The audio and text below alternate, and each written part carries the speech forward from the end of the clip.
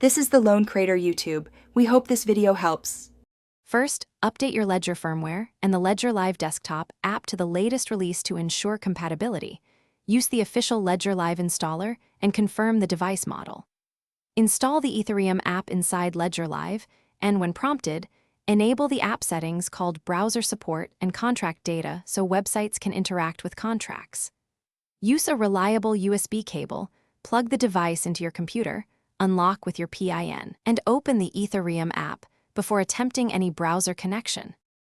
In Metamask, open the Account menu, choose Connect Hardware Wallet, and select Ledger to begin pairing. Metamask will prompt for a connection method compatible with your browser. Confirm the derivation path 44/60/0/0 or other chosen path so Metamask can list your Ethereum accounts and addresses. When Metamask requests account access, approve the export of the public key on the Ledger device screen. You never reveal private keys, only the public key and addresses for transaction signing. When sending funds or interacting with a smart contract, create the transaction in Metamask as usual and choose the Ledger-backed account. Metamask will build the unsigned transaction and send it to the Ledger for signing.